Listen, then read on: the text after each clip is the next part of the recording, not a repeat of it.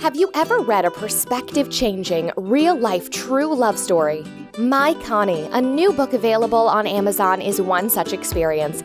For the author, Pradeep and his soulmate Connie, it was love at first sight. Brewed in an Indian restaurant on Chicago's historic North Wells Street and sealed through marriage in a Chicago court.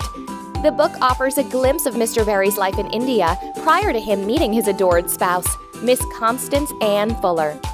Connie studied in Glenbrook High School, Carleton College, and University of Michigan, as well as abroad in Spain and Mexico. Yes, this highly educated academic girl met and married Pradeep Berry. The book highlights the challenges they overcame and how they attained a happy marriage for over 40 years, before Mr. Pradeep abruptly lost the love of his life and had to face a new reality. Although this book lays bare a devoted husband's struggle with losing a soulmate, it emphasizes Connie's strengths and highlights the couple's incredibly happy marriage. It takes us through the ups and downs of one unique, rare union and challenges our views on what true love is.